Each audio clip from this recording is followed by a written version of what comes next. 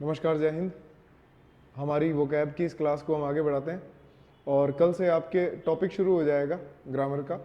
फिर ऐसा करेंगे कि एक क्लास वोकैब की, एक क्लास आपके ग्रामर के टॉपिक की, आपकी दोनों चीज़ें इस तरह से ही अपने कवर कर लेंगे। ठीक है, लो भाई, पहला वर्ड देखो, एफेमेरल। एफेमेरल का मीनिंग होगा अस्थाई। अस्थाई का मतलब क्या हुआ कि आप इसको हिंदी में अगर और लिखना चाहें तो ये भी कह सकते हैं क्षणिक। ठीक है, इसका वन वर्ड के लिए क्या क्वेश्चन बन सकता है? लास्टिंग फॉर शॉर्ट टाइम, एफेमेरल, अस्थाई या क्षणिक, या फिर मैं कह सकता हूँ इडियम के तौर पर फ्लाई बाय नाइट। जो ये फ्लाई बाय नाइट है इसका मीनिंग भी यही होता है। इडियम्स के अकॉर्डिंग आप अगर इसको लिखते हो तो ये बनेगा। सिनोनिम्स क्या है इसके? टेम्परेरी, शॉर्ट लिव्ड और ट्रांजिएंट। तीनों का मीनिंग सेम है, एफेमेरल ही रहेगा इसका मीनिंग। शॉर्ट लिव्ड को कहेंगे, क्षणिक को कहा जाएगा। ठीक है ना। एंटोनिम्स में क्या आया? Long lived, enduring, everlasting, eternal, perpetual. देखो, एक वर्ड होता है एवरलास्टिंग, एक वर्ड होता है लॉन्ग लास्टिंग। लॉन्ग लास्टिंग का मतलब क्या हुआ? ज्यादा चलने वाला। एवरलास्टिंग का मतलब क्या हुआ? कि हमेशा ही चलता ही रहे, जो कभी भी खत्म ना हो। इटर्नल जो होता है उसका मतलब होता है अमर। ठीक है।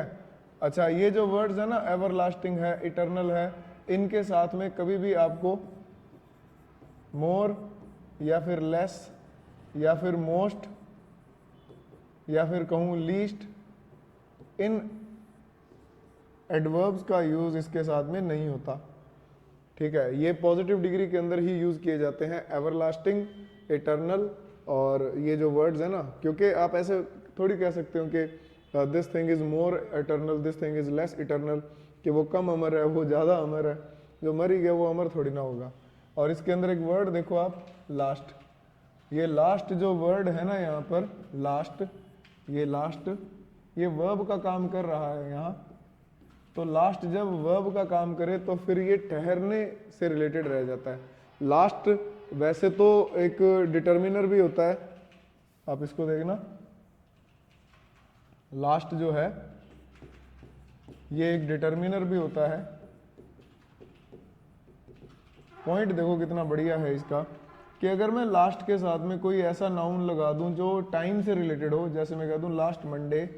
वैसे तो आपको पता है कि मंडे क्या है? मंडे नाउन है, और कैसा नाउन है? ये प्रॉपर नाउन है। मंडे जो है वो एक नाउन होता है, लेकिन अगर आपने लास्ट मंडे लिख दिया तो ये एडवर्ब बन जाएगा। और ये कैसा एडवर्ब बन जाएगा? ये व्हेन का जवाब हो जाएगा। जैसे अगर मैं लिखूं लास्ट ईयर, लास्ट ईयर जो है, ईयर एक नाउन है, कॉमन नाउन है ईयर। लास्ट ईयर जो है ये भी व्हेन का जवाब हो जाएगा और ये भी एक एडवर्ब बन जाएगा, है ना। तो लास्ट के साथ में अगर आप कोई नाउन लगा देते हो जो टाइम बताता है, ऐसा नाउन लास्ट के साथ मिलकर व्हेन का जवाब बन जाता है और वो एडवर्ब बन जाता है। ये ऐसा डिटर्मिनर है। और लास्ट यहाँ पर एक वर्ब का काम कर रहा है, जिसका मतलब होता है ठहरना। और जब ये एवरलास्टिंग बना तो इसका मतलब हमेशा रहने वाला। लॉन्ग लास्टिंग बना तो इसका मतलब ज़्यादा चलने वाला। तो इस तरह के वर्ड्स हैं इसके अंदर, इन्हें नोट कर लीजिए। जल्दी से वीडियो को पॉज कीजिए और इसे नोट कर लो आप। चलो भाई, इसका यूज देखें। Time is ephemeral so don't waste it. समय बहुत कीमती है, अस्थायी है, क्षणिक है, इसे बर्बाद न करें, ये दोबारा लौट कर नहीं आएगा। चलिए भाई, नेक्स्ट वर्ड की तरफ बढ़ते हैं।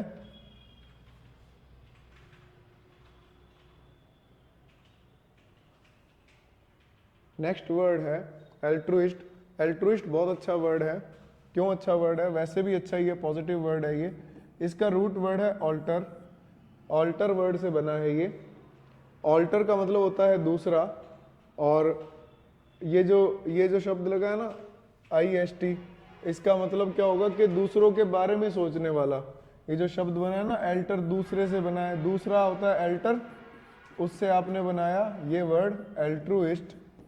एल्ट्रुइस्ट जो वर्ड है, इसका मतलब जो दूसरा, ऑल्टर से याद रखो दूसरा, ऑल्टर से आप दूसरा याद रखो तो आपको ये याद रहेगा कि दूसरों के बारे में सोचने वाला, दूसरों के बारे में अच्छा सोचने वाला एल्ट्रुइस्ट हो जाएगा। ठीक है। वैसे ऑल्टर से और भी शब्द बनते हैं। ऑल्टरनेटिव, ऑल्टरनेट, ऑल्टरकेशन, एक शब्द और है इसके लिए, ऑल्टर ईगो। एल्ट्रुइस्ट तो ये हो ही गया, अभी मैं इसका एंटोनिम भी लिख दूंगा, देखो ऑल्टरनेटिव और ऑल्टरनेट। यूजुअली हम लोग ये जो शब्द है ना ऑल्टरनेटिव और ऑल्टरनेट, इसके अंदर हम लोग कंफ्यूजन में रहते हैं कि ऑल्टरनेटिव का मतलब हो जाता है कि एक छोड़कर एक, और ऑल्टरनेट का मतलब होता है कोई दूसरा ऑप्शन, जबकि ये उल्टा है इसका। जो हम बोलचाल की भाषा में ऐसे इसको गलत यूज करते हैं ना, तो उल्टा है। ऑल्टरनेटिव का मतलब क्या रहेगा, इसका मतलब होता है अदर ऑप्शन, अदर ऑप्शंस कह दो या एनी अदर ऑप्शन कह दो। ऑल्टरनेट का मतलब होगा एक छोड़कर एक, एकांतर जिसको अपने बोलते हैं ना, हिंदी में कहें एकांतर, एक छोड़कर दूसरा, वो ऑल्टरनेट हो जाता है। जैसे अपने कह दें कि ऑल्टरनेट डेज पर अब आपकी वो कैब होगी, जैसे मैंने आपको अभी बताया कि जैसे आज हो गई, फिर उस एक दिन छोड़ के अगले दिन, फिर एक दिन छोड़ के अगले दिन। या मैं कह दूँ ऑल्टरनेट डेज पर आपकी ग्रामर होगी कि आज वो कैब, फिर एक दिन छोड़कर अगले दिन, फिर एक दिन छोड़ के अगले दिन, तो ये ऑल्टरनेट हो गया, ठीक है। अदर ऑप्शन को कहेंगे ऑल्टरनेटिव। ऑल्टरकेशन जो होता है वो झगड़ा या बहस होता है। ऑल्टरकेशन का मतलब क्या होगा, बहस हो जाएगा, ये ऑल्टरकेशन है। जो अपना वर्बल डिस्प्यूट होता है ना, उसको बहस को ऑल्टरकेशन कहा जाता है।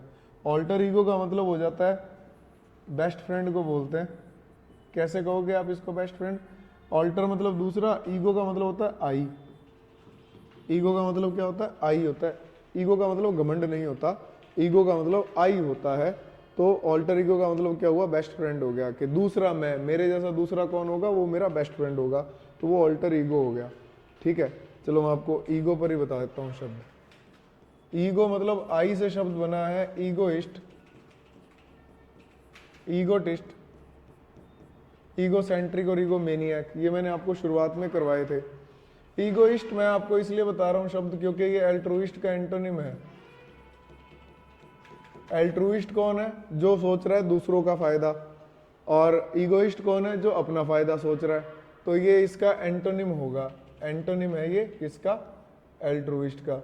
ईगोटिस्ट अपने बारे में बोलने वाला, टी से टॉक कर लो, अपने बारे में बोलने वाला, जो सिर्फ अपनी बात करता रहे, उसको अपने क्या कहेंगे, ईगोटिस्ट कहेंगे।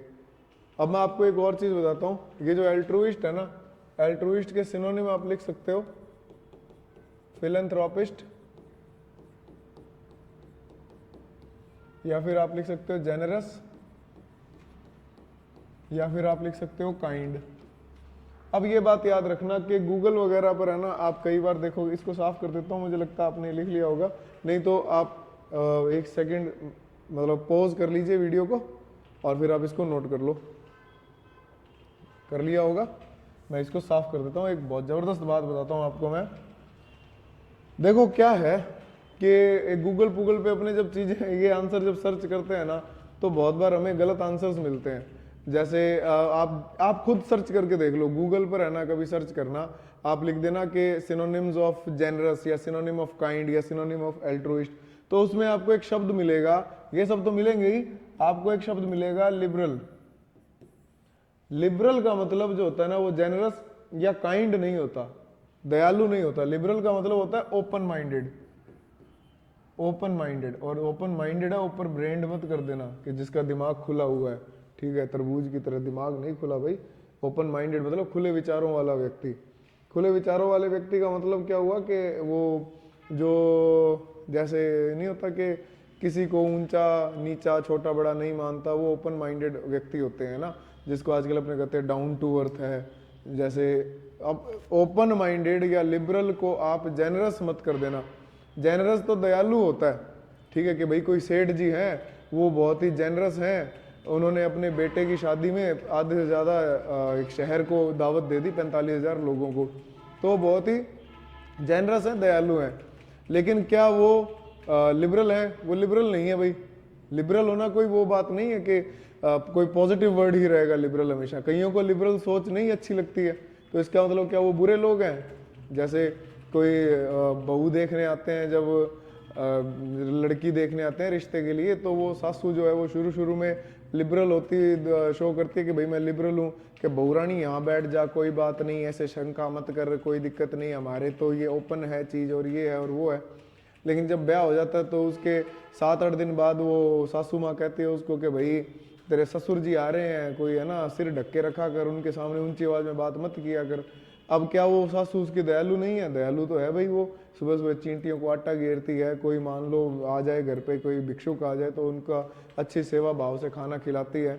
तो जेनरस तो है वो, लेकिन ओपन माइंडेड नहीं है। तो दोनों बिल्कुल अलग अलग वर्ड्स हैं, ये याद रखना, ठीक है। अब आप कह दोगे एक शब्द के लिए इतना क्यों? क्योंकि वन वर्ड में आ जाते हैं ये, और ये बना लिब से। लिब, और देख लो आप प्रोनाउंसिएशन से ही कितना बड़ा फर्क पड़ जाता है। एक मैं कहता हूं इसको लिब, एक मैं कह दूं लाइब, तो लाइब से तो बनता है लाइब्रेरी, लाइब से तो लाइब्रेरी बना, लेकिन लिब से ये तो स्वतंत्रता से रिलेटेड हुआ। जैसे मैं कह दूं लिबर्टी, लिबरल तो लिख ही दिया, लिबरेट, तो इनमें लिबरेट, लिबर्टी जैसे वर्ड्स आए जो कि स्वतंत्रता से रिलेटेड है। चलिए भाई सिनोनिम्स देख लो इसके। Beneficent, benevolent, charitable, humanitarian, philanthropist और जनरस, ये सारे शब्द आ गए ना इसके अंदर। बेने का मतलब क्या होता है? अच्छा। ये जो बेने लिखा हुआ है ना, इसका मतलब होता है अच्छा। अच्छा वो वाला नहीं, अच्छा मतलब गुड, ठीक है। ये वॉलेंट का मतलब जो कार्य करता होते हैं ना, वॉलेंटियर से बना है वॉलेंट, तो अच्छा कार्य करने वाले। बेनिफिशियंट जो फायदा पहुंचाते हैं वो। बेनिफिशियरी जिनको फायदा होता है वो। बेनिफिशियरी जिनको लाभ होता है वो बेनिफिशियरी होते हैं। बेनिफिशियंट जो लाभ पहुंचाते हैं, जैसे परदादा जी ने मरते मरते हाईवे की जमीन अपने नाम कर दी, तो परदादा जी कौन हुए? बेनिफिशियंट हुए, अच्छा काम कर गए। बेनिफिशियरी कौन हुआ? जिसके नाम पर कर गए हैं। एंटोनिम सेल्फ सेंटर्ड, ईगोटिस्ट या ईगोइस्ट कह दो, सेल्फ कंसर्न्ड और सेल्फिश, जो स्वयं से रिलेटेड हो गया। Animals can have more altruistic behaviour then humans, ये है कोई किसी को ऐसा महसूस हुआ होगा, किसी बंदर ने अपना केला शेयर कर दिया होगा इस आदमी से, तो ये ज्यादा एग्जाम्पल लिख दिया इसमें।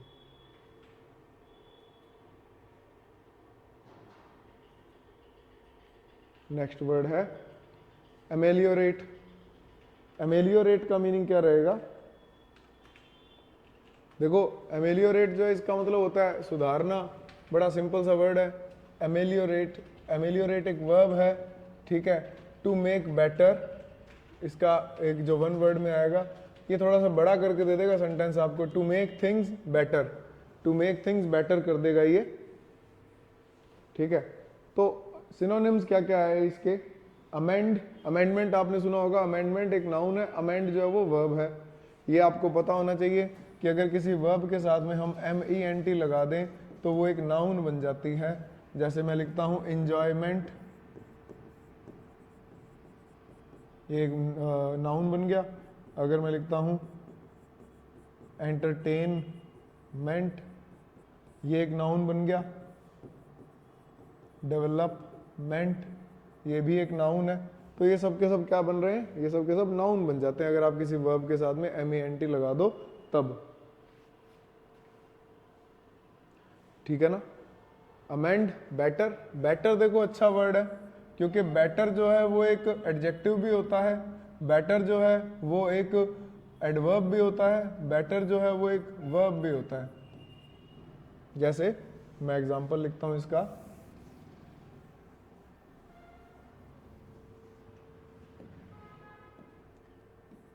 We work hard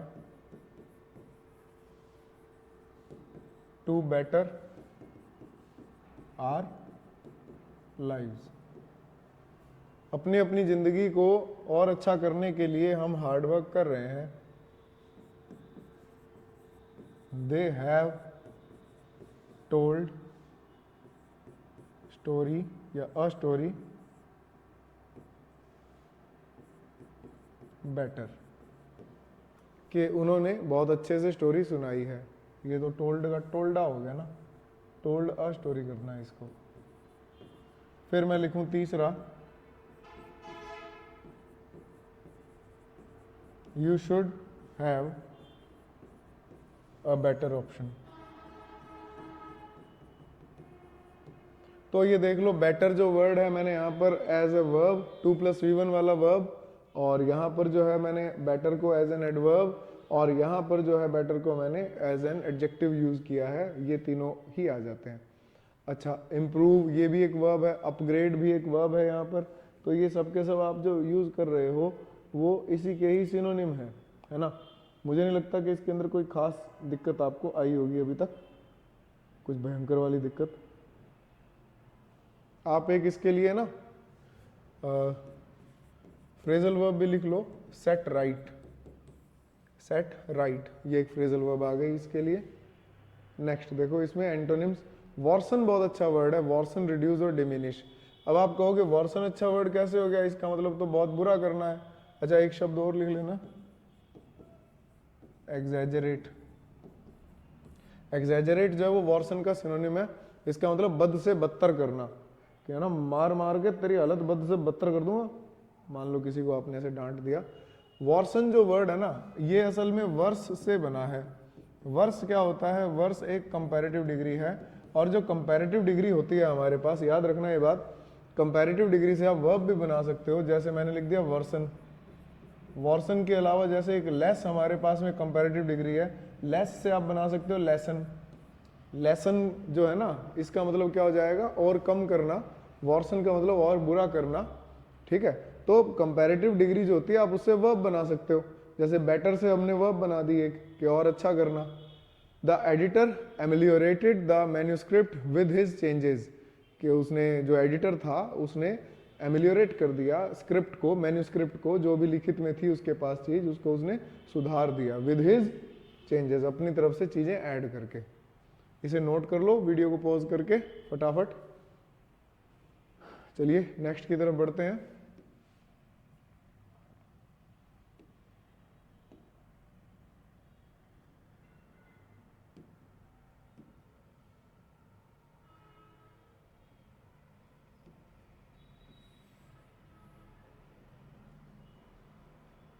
इंसिपिएंट।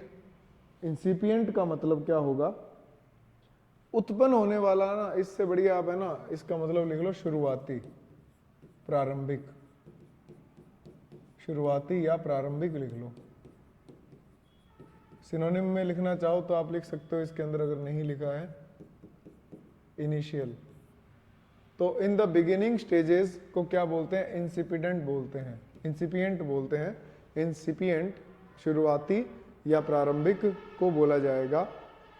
Nascent basic,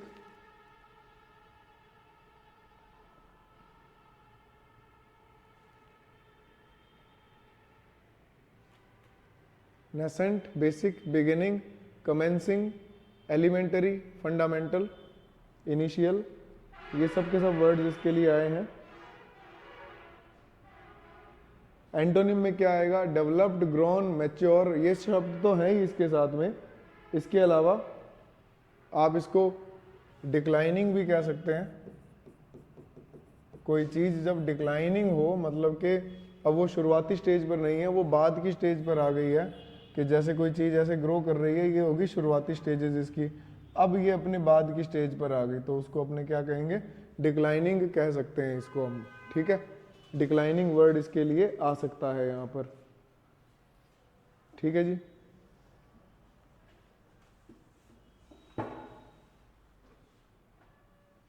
लिखें भाई, इसके बाद एक दो शब्द और देखते हैं अपने। इसके लिए ना, डिक्लाइनिंग के लिए आप एक इडियम भी लिख सकते हो, fall of a cliff. Fall of a cliff ये भी कहा जा सकता है इसको, ठीक है जी। एग्जाम्पल देखो, he too was found to be suffering from incipient tuberculosis, मतलब कि अभी जो शुरुआती तौर का ट्यूबरकुलोसिस था उससे वो सफरिंग, मतलब सफर कर रहा था। यहाँ पर ये जो टू है ना, इसका मतलब होता है ऑल्सो। ये जो टू है, TOO, इसके दो मीनिंग होते हैं, एक तो मोर देन रिक्वायर्ड,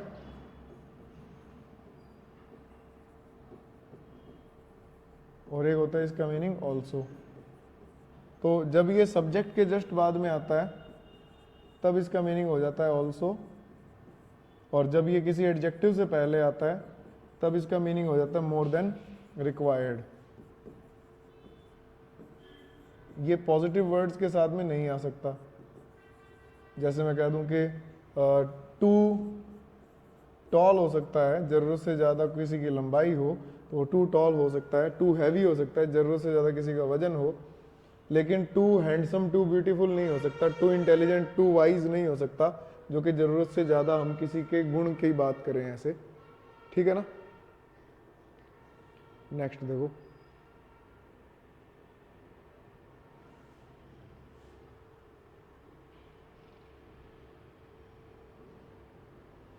डिसिडेंस।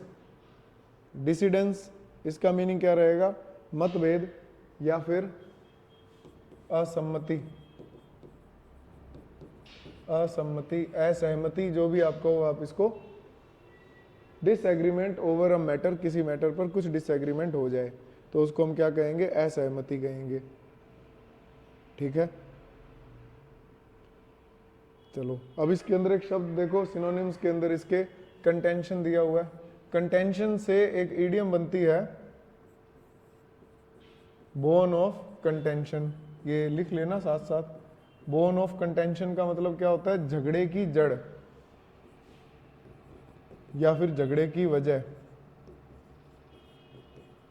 झगड़े की जड़ या झगड़े की वजह। डिसएग्रीमेंट, डिस्कॉर्डेंस, डिस्कॉर्डेंस से एक और बना है Apple of Discord, Apple of Discord. इसका मीनिंग भी सेम ही है, झगड़े की जड़, ठीक है। एप्पल ऑफ डिस्कॉर्ड, डिस्कॉर्डेंस नाउन बन गया ये, और कंटेंशन ये है बोन ऑफ कंटेंशन। इन दोनों का मीनिंग सेम है। डिसहार्मनी, डिस्प्यूट, डिस्प्यूट तो विवाद को कहते हैं। एंटोनिम क्या आया इसका? एग्रीमेंट, अप्रूवल, ऑथराइजेशन और कंकरेंस। क्या, दोबारा बोलें? एग्रीमेंट, अप्रूवल, ऑथराइजेशन और कंकरेंस। CON कौन जो होता है इसका मतलब होता है साथ में, और करेंस का मतलब हो जाएगा कि सहमति, साथ में सहमति।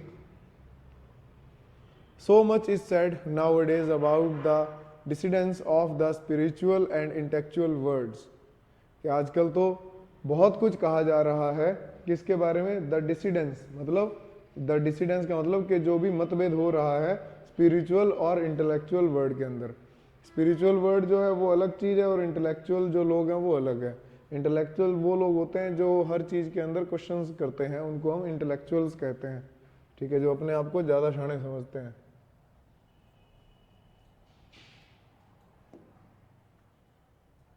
लो भी नेक्स्ट देखो,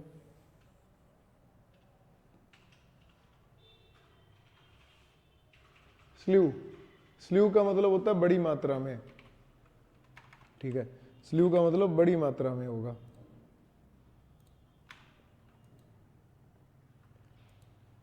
वैसे स्ल्यू जो है ना वो स्ले की सेकंड फॉर्म भी होती है, जैसे यहाँ पर स्ले लिखा है तो स्ले की सेकंड फॉर्म हो जाएगी स्ल्यू। तो ये स्ल्यू अलग है और ये वाला स्ल्यू अलग है, ये सेकंड फॉर्म है और ये एक नाउन है। इसका मतलब हो गया बड़ी मात्रा में। मीनिंग है the definition of a slew is a large quantity of something. वो एग्जाम में आपके ऐसे आएगा, a large quantity of something is known as slew. Synonym क्या हुआ? अबंडेंस, प्रचुरता, aggregation, batch, bunch, bundle, multiplicity, plenty. Antonyms में क्या आया? इंडिविजुअल। इंडिविजुअल का मतलब होता है अलोन, अकेला, लैक, डेब्ट, डिच, ठीक है। He has got a float and a slew of balloons, के बहुत सारे बलून्स है उसके पास, ठीक है ना।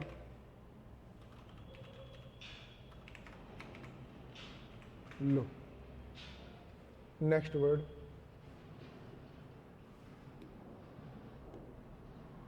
डिबेसमेंट। डिबेसमेंट का मीनिंग क्या होगा वो देख लेते हैं हम लोग।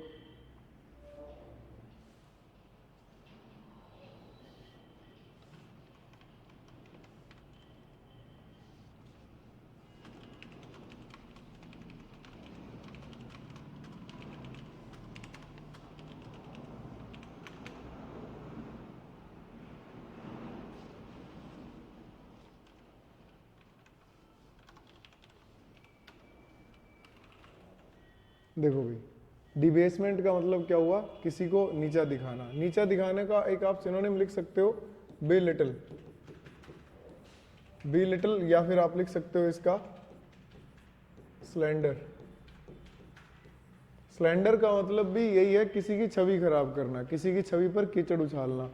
आजकल जैसे अब इलेक्शंस आने वाले हैं, एक पॉलिटिकल पार्टी जो दूसरी पॉलिटिकल पार्टी की छवि को खराब करने की पूरी पूरी कोशिश करेगी, और अगर ऐसा नहीं हुआ तो फिर वो इलेक्शन ही किस काम के, है ना। तो the action of reducing the quality और वैल्यू ऑफ समथिंग, उसको क्या कहेंगे हम, डिबेसमेंट। सिनोनिम्स क्या हुआ, अबेस और करप्ट। टू करप्ट समवन, इसका एक मीनिंग ये भी निकलता है, to corrupt someone. Antonyms uplift और एनोबल। अपलिफ्ट का मतलब कि उनको सपोर्ट करना, आप ये भी कह सकते हो टू सपोर्ट, टू सपोर्ट, या फिर कह दें टू प्रेज, किसी की तारीफ करना कि वाह भाई बहुत अच्छा काम किया आपने। Currency debasement means that the more dollars there are in circulation, the less each dollar is worth, कि जितने ज़्यादा सर्कुलेशन के अंदर डॉलर्स आएंगे, डॉलर्स की जो वैल्यू है उतनी ही कम होती जाएगी। उसको क्या कहेंगे हम, कंट्री डिबेसमेंट कहा जाएगा इसको।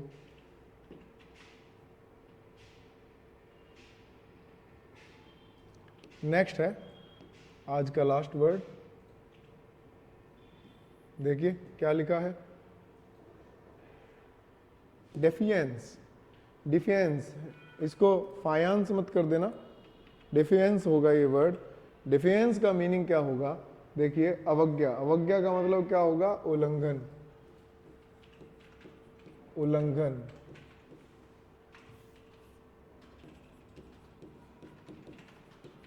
या फिर डिसओबे, क्या बना, behaviour in which you refuse to obey someone और समथिंग, किसी की बात को आपने नहीं माना, ठीक है।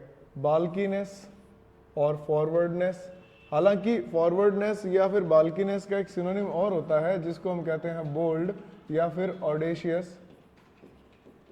ऑडेशियस या बाल्कीनेस जो वर्ड है ना, इसका मतलब होता है कि क्लियर कट आपने स्ट्रेट फॉरवर्ड होके बात बोल दी है जो, ठीक है। स्ट्रेट फॉरवर्ड भी इसके लिए एक वर्ड आ सकता है कि आपने क्लियर कट बात बोल दी है कि नहीं भाई ऐसा तो नहीं होगा जैसा तू कह रहा है, ठीक है ना, बात सुन ले मेरी ढंग से। तो आपने किसी को ऐसे बोल दिया तो इसका मतलब क्या होगा कि थोड़ा सा तमीज से आपने डिसओबे किया, मतलब जलील नहीं किया आपने किसी को। एंटोनिम्स क्या होंगे, कंप्लायंस और सबमिशन। इसका मतलब कि सबमिशन का मतलब तो होता है वैसे तो घुटने टेक देना, गोडे टेक देना, और कंप्लायंस का मतलब कि स्वीकार करना, ठीक है। To obey, in defiance of the ceasefire, rebel troops are again firing on the capital।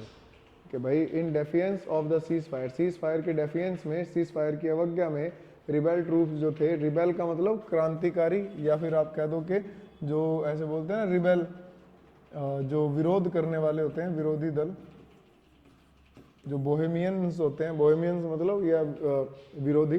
Troops are again firing on the capital, उन्होंने राजधानी पर फिर से हमला कर दिया। चलिए कल से अपने ग्रामर के एक एक टॉपिक के साथ भी मिलेंगे, और आप लोग बहुत सपोर्ट कर रहे हो, इसमें मुझे बड़ी खुशी होती है, और होगी भाई, होगी क्यों नहीं। तो खैर करते रहिए, साथ साथ में चैनल को सब्सक्राइब करवाइए, और फिर उसके बाद जल्दी जल्दी जितने ज़्यादा हमारे सदस्य बढ़ेंगे तो मैं उतनी जल्दी लाइव आऊँगा, और लाइव के अंदर आपके डाउट्स भी क्लियर होते रहेंगे।